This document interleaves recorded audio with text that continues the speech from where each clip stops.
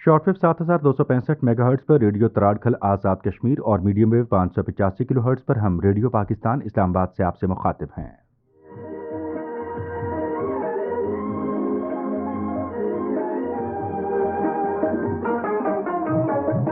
आप सुन रहे हैं प्रोग्राम कश्मीर मंजरनामा।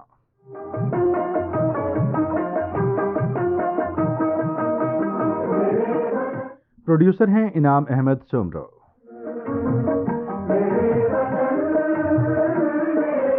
इस प्रोग्राम में मैं आपका मेज़बान मनाजिर हुसैन।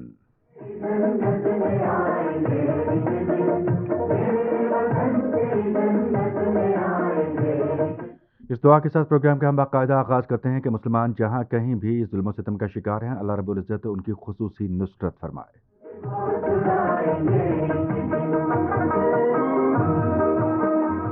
मकबूजा कश्मीर की सूरत हाल के हवाले से सबसे पहले आपको अपडेट करते चलेंगे। जम्मू व कश्मीर भारत के गैर कानूनी ज़ेर कब्ज़ा इस इलाके में ज़िला राजौरी में एक और कश्मीरी नौजवान को शहीद कर दिया, जिससे आज शहीद होने वाले नौजवानों की तादाद बढ़कर 6 हो गई है। कश्मीर मीडिया सर्विस के मुताबिक फौजियों ने नौजवानों को ज़िले के इलाके में मुहासरे और तलाशी की एक कार्रवाई के दौरान जाली मुकाबले के दौरान शहीद किया। इससे कबल भारतीय फौजियों ने आज जिला कुलगाम के इलाके में इसी तरह की एक कार्रवाई के दौरान 5 और कश्मीरी नौजवानों को शहीद कर दिया। फौजियों ने इलाके में ड्रोन हमले के जरिए एक रहायशी मकान को भी तबाह किया। मीरवाइज के घर में नजरबंद भारत के गैर कानूनी ज़ेर कब्ज़ा जम्मू व कश्मीर में काबिज भारतीय इंतजामिया ने आज मुसलसल छठे हफ्ते श्रीनगर की तारीखी जामे मस्जिद को सील रखकर कश्मीरी मुसलमानों को नमाज जुमा अदा करने से रोक दिया। मीरवाइज घर में नजरबंद कश्मीर मीडिया सर्विस के मुताबिक काबिज इंतजामिया ने इस खौफ से कि जामे मस्जिद श्रीनगर में लोगों का इज्तिमा भारत मुखालिफ मुजाहरे में तब्दील हो सकता है, जामे मस्जिद की अंजुमन औकाफ को आज मुसलसल छठे जुमे भी मस्जिद के दरवाजे खोलने की इजाज़त नहीं दी। कुल जमाती हुर्रियत कॉन्फ्रेंस के सीनियर रहनुमा मीरवाइज उमर फारूक को भी आज घर में नजरबंद रखा गया। अंजुमन औकाफ जामे मस्जिद ने श्रीनगर में जारी एक बयान में मस्जिद को मुसलसल सील रखने और मीरवाइज उमर फारूक की नजरबंदी की शदीद मजम्मत की है। इसके अलावा जो एक अहम डेवलपमेंट है, अक़वाम मुत्तहिदा की जनरल असम्बली की 3rd कमेटी ने पाकिस्तान की जानिब से पेश की गई करारदाद मुतफ़क्का तौर पर मंजूर कर ली है, जिसमें उन लोगों के लिए हक़ खुद इरादियत के असूल के लिए आलमी अज़्म की तजदीद की गई है जो अब भी नौ आबादियात या गैर मुल्की कब्ज़े का शिकार हैं। कश्मीर मीडिया सर्विस के मुताबिक अक़वाम मुत्तहिदा में पाकिस्तान के मुस्तक़िल मंदूब मुनीर अकरम ने समाजी, इंसानी और सक़ाफ़ती मसाइल से मुतालिक जनरल असम्बली की 3rd कमेटी में 64 ममालिक के ताउन से एक करारदाद पेश की, जिसे बगैर वोटिंग के मुतफ़क्का तौर पर मंजूर किया गया। पाकिस्तान अक़वाम मुत्तहिदा में 1981 से इस करारदाद की सरपरस्ती कर रहा है, जिसमें दुनिया की तवज्जो उन लोगों, खासतौर पर फ़लस्तीन और भारत के गैर कानूनी ज़ेर कब्ज़ा जम्मू व कश्मीर के लोगों की जानिब मबजूल करवाई गई, जो अब भी अपने नाकाबिले तनसीख हक़ खुद इरादियत के हसूल के लिए जद्दोजहद कर रहे हैं। तवक्को है कि करारदाद का मतन आइंदा माह में जनरल असम्बली में मंजूरी के लिए पेश किया जाएगा। इसके अलावा जिस मौजू पर हम गुफ्तगू करेंगे, भारत के गैर कानूनी ज़ेर कब्ज़ा जम्मू व कश्मीर में कांग्रेस ने कहा है कि बीजेपी की भारतीय हुकूमत कश्मीरियों की बुनियादी ज़रूरतों को नज़रअंदाज करके उनके साथ दुश्मनी का भरपूर मुजाहिरा कर रही है। KMS के मुताबिक इंडियन नेशनल कांग्रेस मकबूजा जम्मू व कश्मीर शाख के साबिक सदर गुलाम अहमद बीर ने ज़िला इस्लामाबाद के इलाके वेरीनाग में पार्टी कारकुनों के एक इजलास से खिताब में इलाके में बढ़ती हुई बेरोजगारी, राशन की कमी और बिजली की गैर एलानिया लोड शेडिंग पर शदीद तशवीश करते हुए कहा कि भारतीय जनता पार्टी की भारतीय हुकूमत बदइंतज़ामी के खिलाफ उठने वाली आवाज़ों को दबाने के लिए मुख्तलिफ हरबे इस्तेमाल कर रही है। इन मौज़ूआत पर गुफ्तगू के सिलसिले को मज़ीद आगे बढ़ाएंगे। स्टूडियो में हमारे साथ तशरीफ़ रखते हैं मारूफ तज्ज़ियाकार डॉक्टर मुनव्वर हुसैन साहब। अस्सलाम वालेकुम डॉक्टर साहब। वालेकुम अस्सलाम। डॉक्टर साहब, बहुत शुक्रिया आपका वक्त देने के लिए और प्रोग्राम में शामिल होने के लिए। आज हम जिन मौज़ूआत पर गुफ्तगू कर रहे हैं, इब्तिदा में कुछ इख्तिसार के साथ आपको भी और अपने सुनने वालों को भी उनसे हमने अपडेट किया, आगाही दी। सबसे बेसिक चीज़ जो है वो एक तवील अरसे से ह्यूमन राइट्स वायलेशन के हवाले से है कि बैनुल-अक़वामी जो कवानीन हैं इंसानी हुकूक के, उसकी एक तसलसल के साथ हम देख रहे हैं कि धज्जियाँ उड़ाई जा रही हैं भारत की जानिब से। सो बेसिक जो पहला स्टेप है, अगर यहीं पर ही भारत को कोई पूछने वाला नहीं होगा, दहाइयाँ गुजर चुकी हैं कि तसलसल के साथ वायलेशन जो वो चल रही है, एहतजाज बुलंद हो रहा है, पाकिस्तान की जानिब से उनकी अखलाकी, सियासी और सफारती हिमायत जारी है, लेकिन इस पर कोई रद्द-ए-अमल नहीं, इस पर कोई कदगन नहीं, इस पर कोई प्रेशर नहीं, भारत से कोई बाज़पुरस नहीं। क्या कह सकते हैं कि किस तरह से इस आवाज़ को मौसर बना सकते हैं और किस तरह से इस आवाज़ पे जो हम रद्द-ए-अमल चाह रहे हैं वो हासिल कर सकते हैं? دیکھیں مناظر، اس پہ تو ہم نے کئی دفعہ گفتگو کی ہے، اور آج گفتگو کو ذرا مختلف انداز سے لینے کی کوشش کرتے ہیں۔ وہ یہ کہ ایک اوورآل ازمپشن ہے دنیا کے اندر، اسپیشلی ریئلسٹ پیراڈائم میں، کہ ریاستیں ہمیشہ ریشنلی ایکٹ کرتی ہیں، اور اگر یہ آپ مفروضہ نہ لیں تو اس صورت کے اندر آپ جو بھی پالیسی میکنگ کریں گے وہ آپ کر نہیں سکتے، چونکہ اگر آپ نے ایک پالیسی بنانی ہے کہ ہم نے اپنی سیکیورٹی کو بڑھانا ہے تاکہ اگلی ریاست جو ہے اس کو یہ اندازہ ہو کہ اگر وہ گزند پہنچائے گی ہماری سیکیورٹی کو تو میجر انفلکٹ اس کو بھی، انفلکٹ ان کی بھی میجر انجری انفلکٹ ان کو بھی ہو سکتی ہے، تو لہٰذا خیال یہ کیا جاتا ہے کہ ریاست ریشنلی ایکٹ کرتی ہیں۔ لیکن ہم دیکھتے یہ ہیں کہ in the most of the cases, especially in the case of democracies, جمہوریت کے اس میں ریاستیں ریشنلی ایکٹ نہیں کر رہی ہوتی۔ مفروضہ تو یہ ہے نا کہ جو اتھارٹیرین ریاستیں ہیں وہ ریشنلی ایکٹ نہیں کر رہی ہوتی، چونکہ ایک فرد ہوتا ہے جو کہ فیصلہ سازی کر رہا ہوتا ہے، اور چونکہ جمہوریت کے اندر ایک کلیکٹیو ڈیسیشن ہوتا ہے، اور کلیکٹیو ڈیسیشن کے اندر ریشنلٹی کا ایلیمنٹ ہوتا ہے، تو لہٰذا ریشنلی ایکٹ کر رہی ہوتی ہیں۔ لیکن آپ دیکھیں مودی کے کیس کے اندر، بھارت کے کیس کے اندر، جو وہ کشمیر کے ساتھ کر رہی ہے، کیا یہ ریشنلٹی کا فیصلہ ہے؟ کیا یہ ریشنل ایکٹ ہے؟ ریشنل فیصلہ سازی ہو رہی ہے؟ یا مودی اور اس کے گرد جو چند کنزرویٹو، ریلیجیسلی فنڈامنٹلسٹ اور ریڈیکلائزڈ جو لوگ ہیں، چند لوگ، وہ فیصلہ سازی کر رہے ہیں؟ کہا یہ جاتا ہے کہ جمہوریت کے اندر جو پبلک اوپینین ہے وہ ریفلیکٹ ہو رہی ہوتی ہے۔ کیا بھارت کی جو پبلک اوپینین ہے وہ اس میں ریفلیکٹ ہو رہی ہے؟ کیا ساؤتھ بھارت کے لوگ، کیا نارتھ ایسٹ کے لوگ، کیا کیرلا کے لوگ، کیا ارندھتی رائے، کیا اور اس طرح کے جو ریشنل لوگ ہیں، کیا وہ ریفلیکٹ ہو رہی ہے اس پالیسی کے اندر؟ آپ نے وہ دیکھا کانگریس کا بیان جو کشمیر کے حوالے سے ہے، جس میں انہوں نے کہا کہ مودی صاحب کشمیریوں کے مفادات کو ٹھیس پہنچا رہے ہیں لگاتار، ایک ٹنل ویژن کا شکار ہیں۔ تو اس صورت کے اندر جب ریاست ریشنلی ایکٹ نہیں کر رہی اور وہ ڈیموکریٹک ریاست ہے، تو آپ کیا امید لگاتے ہیں جو باقی ڈیموکریٹک ریاستیں ہیں دنیا کے نقشے کے اوپر؟ یہ میں نہیں کہتا کہ ساری ریاستیں، ڈیموکریٹک ریاستیں ہمیشہ ریشنلی ایکٹ نہیں کر رہی ہوتی، لیکن in the case of Kashmir کیا آپ کو ریشنل پالیسی نظر آ رہی ہے باقی ریاستوں کی، کہ جو ان کے اپنے آئیڈیل انٹرسٹ ہیں، جو ان کا ورلڈ آرڈر ہے، جو انہوں نے محنت سے اسٹیبلش کیا، جو ان کی کامیابیاں ہیں in the form of the United Nation, اس کے برخلاف جاتے ہوئے وہ انڈیا کو سپورٹ کر رہے ہیں ان اے سینس کہ وہ خاموشی اختیار کیے میں اس مسئلے پر؟ حالانکہ جو اس وقت فلسطین کا مسئلہ اٹھا ہے اس کو نظر میں رکھتے ہوئے ریشنلٹی ڈیمانڈ یہ کرتی ہے کہ اس جیسے بھی مسئلے ہیں دنیا کے اندر ان کو ریزالو کرنا ہے تاکہ ہیومینٹی پیس اینڈ اسٹیبلٹی میں رہے اور پراسپیرٹی کی بات کرے۔ بھائی یونائٹڈ نیشن کے قیام کا مقصد تو مناظر یہی تھا نا کہ تیسری جنگ عظیم سے بچا جائے۔ جنگیں عظیمیں کیوں ہوتی رہی ہیں؟ مسائل کی وجہ سے۔ کانفلکٹ کو مینیج نہیں کریں گے تو کرائسس میں کنورٹ ہو جائے گی، اور کرائسس مینیج نہیں ہوگا تو وار میں تبدیل ہو جائے گی، اور جو لوکل بائیلیٹرل وار ہے وہ ریجنل وار میں جا سکتی ہے، اور ریجنل وار گلوبل وار میں جا سکتی ہے۔ تو لہٰذا میں یہ سمجھتا ہوں کہ جو آپ نے سوال کیا کہ اس کے لیے کیا کرنا چاہیے، اس کے لیے ریشنلٹی کو باور کرانا چاہیے۔ اور میں آپ کو ایک اور مزے کی بات بتاؤں، آگے اس کو میں تفصیلاً بھی بیان کروں گا، کہ جو جمہوریت ہے نا اس کے اندر ان کے لیڈر زیادہ جھوٹ بولتے ہیں، چونکہ ازمپشن یہ ہے کہ جو لوگ ہیں ان کا حصہ ہوتا ہے فیصلہ سازی کے اندر، وہ پالیسی ایشوز کو سمجھتے ہیں، لہٰذا وہ جھوٹ بولتے ہیں۔ اس کی مثال یہ عراق وار تھی 2003 میں جو اٹیک ہوا، ویپنس آف ماس ڈسٹرکشن، لوگوں کو کیسے بتایا گیا، کیسے نیریٹو گھڑے گئے، بعد میں اس نیریٹو گھڑنے کے بعد کسی نے ایویڈنس کے اوپر زور نہیں دیا اور صرف اس بنیاد کے اوپر انہوں نے ایکٹ کیا۔ نتیجہ کیا نکلا؟ ورلڈ ڈیسٹیبلائز ہوئی۔ نتیجہ کیا ہوا؟ امریکن امیج ٹارنش ہوا۔ نتیجہ کیا ہوا؟ امریکہ کو ریٹریٹ کرنا پڑا۔ نتیجہ کیا ہوا؟ امریکہ کا اثر و رسوخ مڈل ایسٹ میں کم ہونا شروع ہو گیا۔ نتیجہ کیا نکلا؟ امریکن کے خلاف جو ان کی جو پالیسی ہے اس کے خلاف گریونسز سامنے آنا شروع ہو گئیں۔ تو میرا خیال یہ ہے کہ انڈیا کو بھی ہوش کے ناخن لینے پڑیں گے۔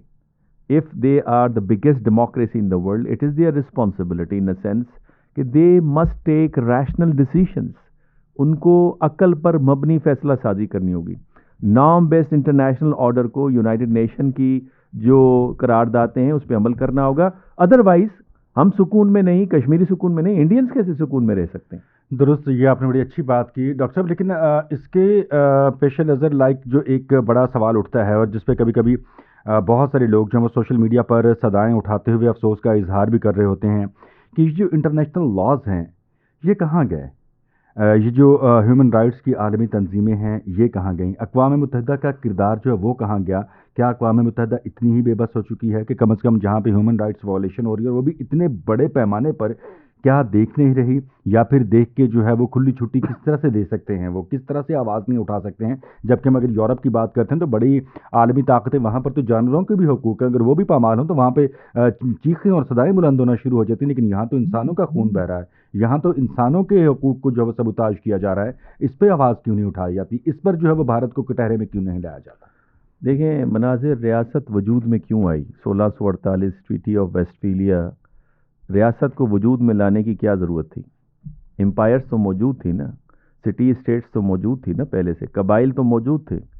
ریاست کو وجود میں لانے کا مقصد یہ تھا کہ انسان کی زندگی، اس کی آزادی، اس کی مال اور اس کی زندگی کو مزید منظم کیا جائے، آرڈر کے ذریعے، جسٹس کے ذریعے۔ تو لہٰذا ریاست وجود میں آ گئی یورپ کے اندر، اور پھر ان ریاستوں نے مل کے کہ بین الاقوامی سطح کے اوپر انسان کی زندگی جو ہے، معاشرے کی زندگی جو ہے اس کو پرامن بنایا جائے، اس کی حفاظت کی جائے، اس کی جان و مال کی حفاظت کی جائے، اس کو منظم کیا جائے آرڈر اینڈ جسٹس کے ذریعے۔ تو ہم نے دیکھا انٹرنیشنل لا وجود میں آیا، سارے اقوام میں اپنے لاز کو سامنے رکھ کر انٹرنیشنل لا کو ترتیب دیا، یونائٹڈ نیشن کو وجود میں لائے کہ یہاں پہ کانفلکٹ کو ریزالو کیا جائے گا، کورٹ آف انٹرنیشنل جسٹس بنائی کہ یہاں پہ کرائم کرنے والے کو سزا اور جو بے گناہ ہے اس کو تحفظ پرووائڈ کیا جائے گا۔ اب وہی ریاستیں، کمال کی بات یہ ہے مناظر، وہی ریاستیں ایک ریاست کے پیچھے کھڑی ہو جاتی ہیں اور کہتی ہیں کہ انسان کی زمین بھی کھینچ لو، اس کی زندگی بھی برباد کر دو، اس کے مال و متاع کو بھی ادھر ادھر کر دو، اس کی آزادی کو بھی پامال کر دو، اور اس طریقے سے پوری دنیا اور خطے کے امن و امان کو بھی پامال کر دو۔ اب یہ ریشنلٹی آپ کو نظر آ رہی ہے، اور یہ وہ تقاضا کرتا ہے، یہ بات بتاتی ہے، آپ safely you can sketch the scenario of the future, کہ اگر یہی حال رہا کشمیر کے معاملے پہ اور کشمیر جیسے دنیا کے اور معاملات کے اوپر، اس میں فلسطین بھی شامل ہے، تو پھر یہ ہوگا ریاستی نظام لپٹتا ہوا چلا جائے گا۔ اب یہ سوچنا ہے ریاستی نظام کو قائم کرنے والوں کے اوپر یہ ذمہ داری ہے، اقوام متحدہ کو بنانے والوں کے اوپر ذمہ داری ہے، بین الاقوامی قوانین کو بنانے والوں کے اوپر یہ ذمہ داری عائد ہوتی ہے کہ وہ ریاست کے وجود کو بچائیں۔ چونکہ روسوں نے کہا تھا نا، روسوں نے کہا تھا کہ اگر ریاست آپ کی جان و مال اور آپ کی فلاح و بہبود، آپ کی آزادی اور آپ کی زندگی کو منظم کرنے سے قاصر ہے تو پھر آپ اس ریاست کی آپ کو کیا ضرورت ہے؟ تو اس وقت جو ہے کشمیریوں کو انڈین ریاست کیوں چاہیے بھائی، جو ان کی جان و مال کو پامال کر رہی ہے؟ ان کی دیکھیں آپ، ان کے ٹورسٹ ریزورٹ پہ قبضہ ہو رہا ہے، ان کی فصلوں کے اوپر ان کو نقصان پہنچایا جا رہا ہے۔ آپ کو پتہ ہے اس وقت جو کانگریس نے، اپوزیشن نے جو بات کی، انہوں نے بات یہ کی ہے کہ کشمیر کے اندر جو جابس لیس لوگ ہیں ان کی تعداد بڑھتی جا رہی ہے، بے چینی کا عنصر بڑھتا چلا جا رہا ہے، اور یہ مودی کی جو غلط پالیسیز ہیں اس کا نتیجہ ہے۔ اور صرف یہاں تک معاملہ نہیں ہے مناظر، مزے کی بات یہ ہے کہ اب فیٹف نے ایک رپورٹ جاری کی ہے، اور وہ بھارت ایز اے ریاست کے طور پہ ارریشنلٹی، اللیگل ایکٹ اور انسانی حقوق کی پامالی میں کس طرح ملوث ہے۔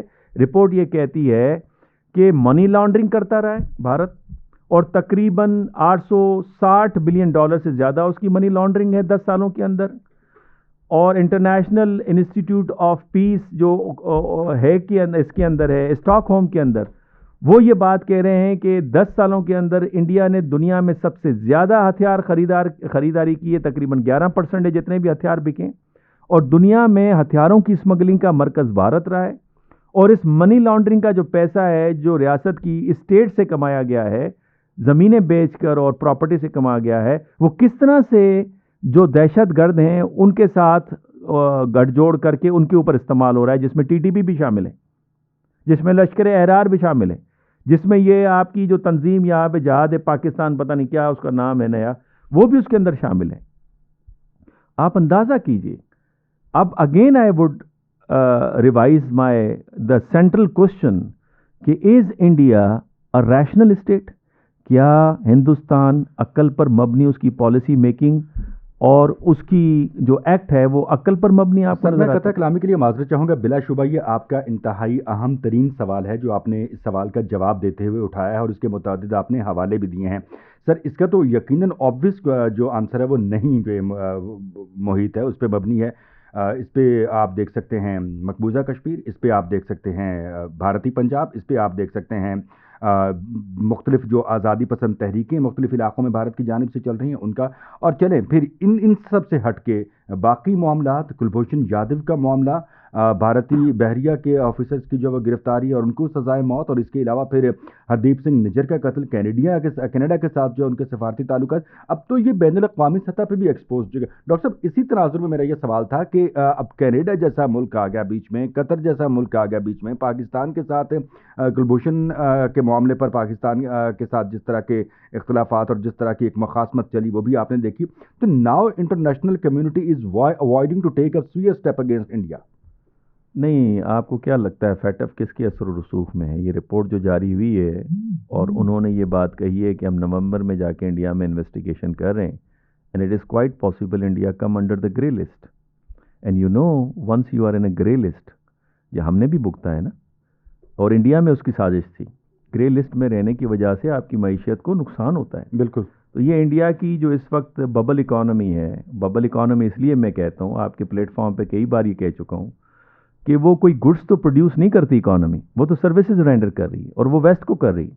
اور ویسٹ کے ساتھ کیا ہے آپ نے پنگا ان اے سینس کہ آپ کینیڈا میں جا کے لوگوں کو مارتے ہیں. یہ تو ایک کیس ہمارے سامنے آیا نا، یہ جو قطر کی بات کر رہے ہیں یہ دوسرا کیس ہے.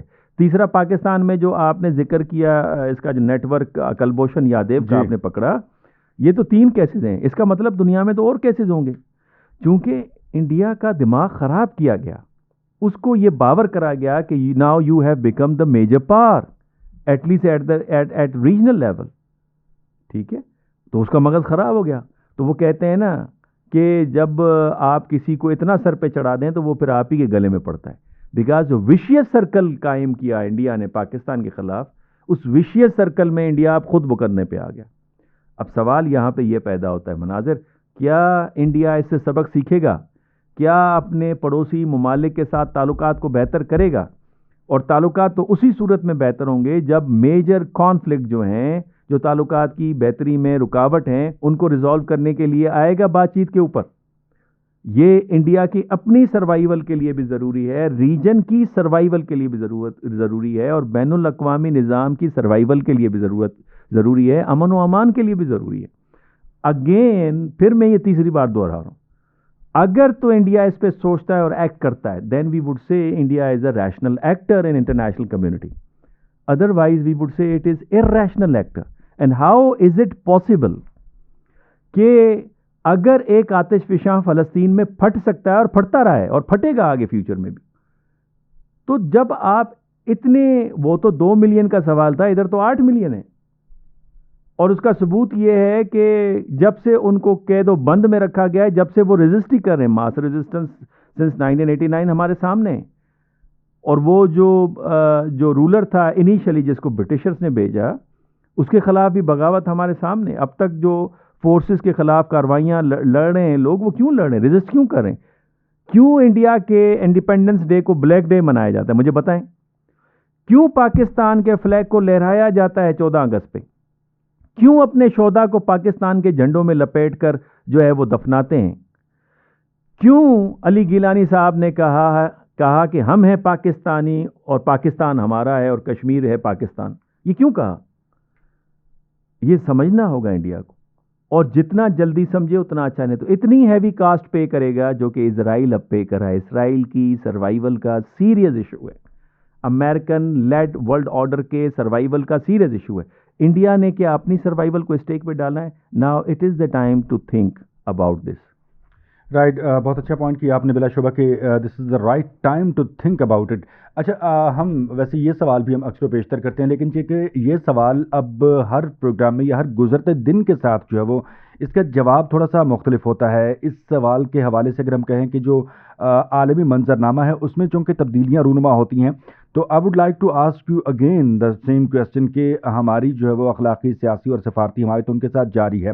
ہماری جو خارجہ پالیسی ہے وہ بھی ہم کہتے ہیں کہ جدید تقاضوں سے ہم آہنگ ہو رہی ہے، اور کشمیر کے معاملے کو ٹیک اپ کرنے کے حوالے سے پاکستان کا جو سٹانس ہے وہ بھی ویسا ہی ہوتا جا رہا ہے جیسے عالمی منظرنامے پہ سیاسی اور تصویراتی حالات ہیں.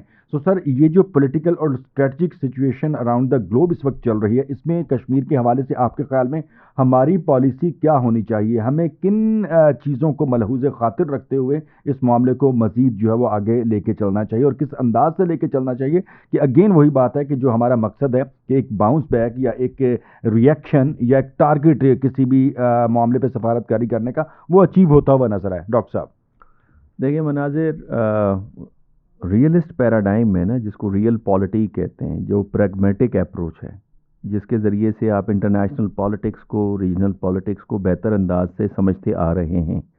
کہیں اس کا فیلئر بھی ہے، لیکن in the most of the time it is used properly and it is کا theoretical framework that underpin our thinking and decisions.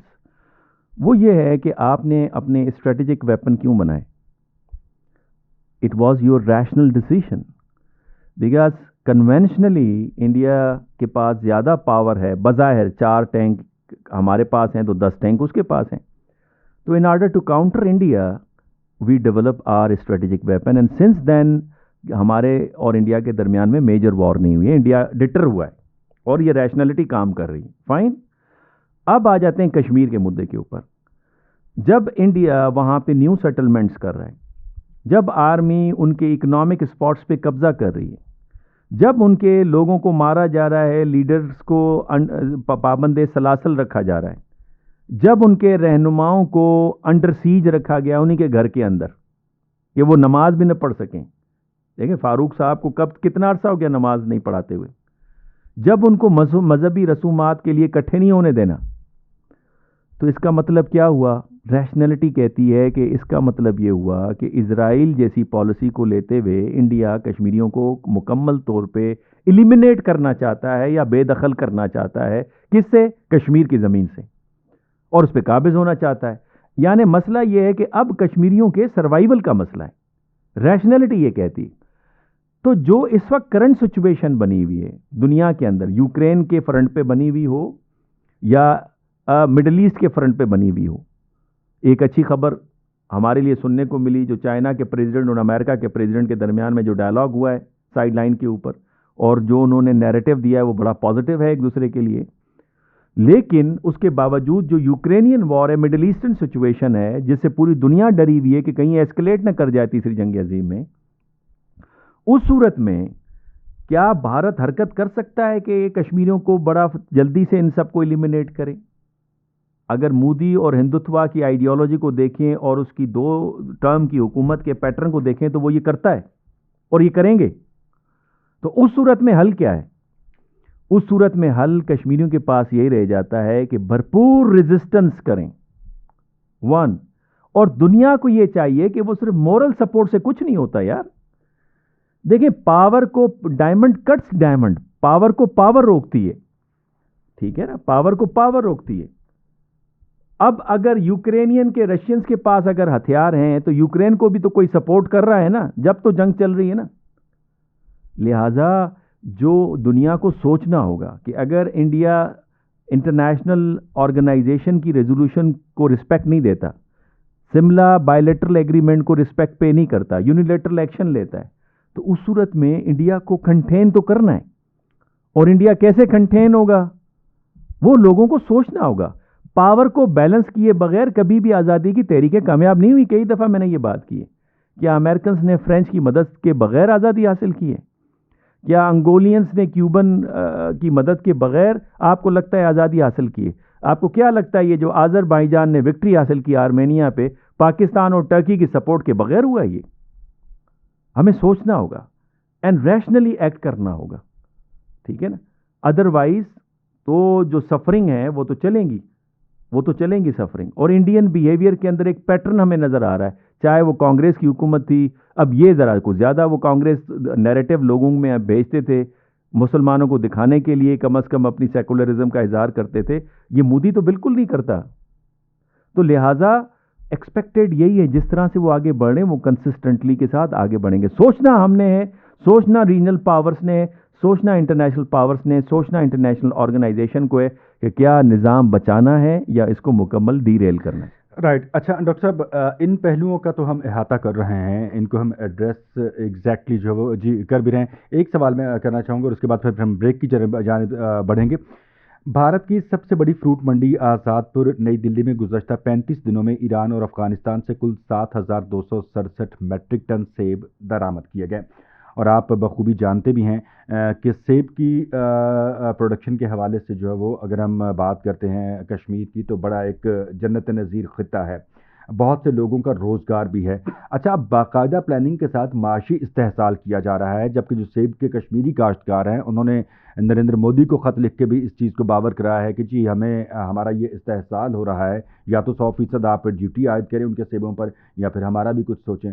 تو یہ معاشی استحصال میں بھی اتنی جو ہے وہ باقاعدہ پلاننگ اور کوئی حربہ باقی بچا نہیں ہے کہ جس سے کشمیریوں کو زج کرنے میں کوئی کسر اٹھا رکھی گئی ہو. اس پہ بھی کچھ فرمائیے کہ کیا صورت ہے کہ معاشی نقطہ نگاہ سے جو ہے نا ایسا کیوں کیا جا رہا ہے جبکہ صورتحال جو ہے وہ انتہائی حساس اور نازک ہے. دیکھیں, بھارت کی ملٹی پرونگ اسٹریٹجی ہے how to eliminate Kashmiris and how to make them fed up to leave their native land. سیاسی طور پہ ان کو تنہا کیا جا رہا ہے, ٹھیک ہے, اور انسانی زندگی کے حوالے سے ان کی زندگی کو چھینا جا رہا ہے. سیاسی طور پہ ان کی لیڈرشپ کو پابند سلاسل رکھا گیا ہے, اور ثقافتی لحاظ سے اپنے پنڈس کی وہاں سیٹلمنٹ ہو رہی ہے, اور اس کے ساتھ ساتھ قانونی طور پہ ان سے حق لے لیا گیا ہے جو 370 اور 35A کا معاملہ ہے, اور معاشی طور پہ ان سے معاشی روزگار چھینا جا رہا ہے کہ ہر لحاظ سے یہ خود چھوڑ کے یہاں سے چلے جائیں یا پھر اتنے کمزور ہو جائیں, کیونکہ پیسہ ہوگا تو آپ کچھ اور بھی سوچیں گے نا بھائی, گھر میں آپ کو روٹی ملے گی تو باقی آپ سوچیں گے نا. ان کو اتنا کمزور کیا جائے یا تو وہ دب جائیں اور ہمارے قدموں میں آ جائیں, یا یہ زمین کو چھوڑ کے چلے جائیں اور ساری زمین کو ہم ہتھیا لیں. تو بنیادی طور پہ جو اکنامک اسٹرکچر دیکھیں, دنیا میں جہاں بھی کالونائزیشن ہوئی ہے نا, مناظر دنیا کی تاریخ میں جہاں بھی کالونائزیشن ہوئی ہے وہ اسی طرح ہوئی ہے. آپ کو کیا لگتا ہے ریڈ انڈینز کے ساتھ کیا ہوا تھا نارتھ اینڈ ساؤتھ امریکہ میں؟ آپ کو کیا لگتا ہے ایبوریجنس کے ساتھ آسٹریلیا میں کیا ہوا تھا؟ آپ کو کیا لگتا ہے فلسطینیوں کے ساتھ اس وقت کیا ہو رہا ہے؟ تو وہ پیٹرن تو ہمارے سامنے موجود ہے. تو اب وہ اس پیٹرن کو روکنے کے لیے آپ کے پاس اسٹریٹجی بھی ہے, ماضی میں بہت سارے تجربات ہیں. اگین ریشنلٹی تقاضا یہ کرتی ہے. اب ریشنلٹی, چونکہ اب بار بار میں ریشنلٹی کا ذکر کروں, آپ کے سامعین کہتے ہوں گے یار پروفیسر صاحب بار بار ریشنلٹی کا ذکر کریں, ریشنلٹی ہے کیا؟ ریشنلٹی کے دو اسپیکٹ ہیں, ایک انڈیویجول ہے اور ایک ریاستی ہے, اسٹیٹ لیول ہے. انڈیویجول لیول پہ ریشنلٹی یہ ہے کہ آپ اور میں جب فیصلہ سازی کرتے ہیں تو آپ اور میرا فیصلے سازی کی جو ازمپشنز ہیں وہ کسی تھیری سے لی ہوئی ہوتی ہیں, because it is the theory that explains how the world looks like, کہ دنیا کیسی ہے. اس کی بنیاد پہ اگر آپ کوئی فیصلہ سازی کرتے ہیں یا کوئی ازمپشن دیتے ہیں اس کو ہم ریشنلٹی کہتے ہیں. بیکاز اگر ایک جملے سے آپ کئی جملے نکالیں, ایک جس سے جملے نکالتے ہیں اس کو پریمس کہتے ہیں, اور جو جملے نکلتے ہیں اس کو کنکلوژن کہتے ہیں, ٹھیک ہے. تو یہ انڈیویجول لیول پہ ریشنلٹی ہے. کلیکٹیو ریشنلٹی ہوتی ہے ریاست کے لیول پہ, مختلف انڈیویجولز بیٹھ کے فیصلہ سازی کرتے ہیں, اور وہ جب فیصلہ سازی کرتے ہیں تو ہر کسی کی اپنی تھیری ہوتی ہے, لہٰذا ان کی اپنی پالیسی سجیشنز ہوتی ہیں, اور پھر وہاں پہ ڈیلیبریشنز ہوتی ہیں. مثال کے طور پہ رشین کے کیس کے اندر ویسٹ کی سب سے بڑی مسکلکولیشن یہ تھی, جو کہ ابھی انڈیا کی مسکلکولیشن میں آگے آپ کو بتاؤں گا کشمیریوں کے بارے میں کیا ہے. ان کی مسکلکولیشن یہ تھی کہ پیوٹن تنہا ہے, انڈیویجول ہے, اکیلا فیصلہ کر رہا ہے, اتھارٹیرین ہے, اور جو اس کے فیصلے کے خلاف جاتا ہے اس کو نکال دیتا ہے یا سزا دیتا ہے, اور جو اس کے ساتھ دیتا ہے اس کو ریوارڈ کرتا ہے. لیکن امریکن جو سائفر جو لیک ہوا, وکی لیکس نے اس کو لیک کیا, امریکن سفیر جو وہاں پہ تھے ولیم برن، انہوں نے ایک میمو بھیجا امریکہ کو، اور وہ لیک ہوا، اچھا ہوا لیک ہوا، نہیں تو ہمیں یہ نہیں پتہ چلتا. اور اس نے میمو بھیجا امریکن گورنمنٹ کو کہ بھائی this is not the Putin's decision to go to war in Ukraine, this is the collective decision. جو پولیٹیکل ایلیٹ ہے رشیا کی، وہ کہتا ہے we must stop this NATO expansion. اور بعد میں جو سیکیورٹی کونسل کی ان کی میٹنگ ہوئی ہے فیبرری 2022 کو، جس کے اندر بھی انہوں نے کہا کہ this must be stop now. اور کنسسٹنٹلی رشیا کہہ رہا تھا کہ ہمیں یہ قابل قبول نہیں ہے. ویسٹ نے اس کو مس کیلکولیٹ کیا. نتیجہ کیا نکلا؟ 2014 کا کرائسس کریمیا کا، اور پھر 2022 فیبرری کے اندر جنگ یوکرین کے اندر، which is basically a trap now for the Americans and the West, because Ukraine is running out of the people. Ukraine سے لوگ جا رہے ہیں. اب یہی ماڈل اگر آپ اپلائی کر دیں انڈیا کے اوپر، تو انڈیا بھی مس کیلکولیٹ کر رہا ہے کشمیریوں کے بارے میں، کہ یہ جو میں نے پالیسی اکنامک اڈاپٹ کی ہوئی ہے، لیگل پالیسی اڈاپٹ کی ہوئی ہے، پولیٹیکل اینڈ ریپریشن جو میں نے کیا ہوا ہے، now Kashmiris they are under power, اور وہ ریئیکٹ نہیں کریں گے، ان کے پاس اتنی کیپیبلٹی نہیں ہے. And this was the blunder committed by the Israel in the case of Hamas, اور یہی وہ بلنڈر کر رہے ہیں انڈینس. میرا خیال یہ ہے کہ ریشنلٹی کا اگین آئی وڈ سے تقاضا یہ ہے کہ انڈینس ہوش کے ناخن لیں، دنیا ہوش کے ناخن لیں. دنیا کو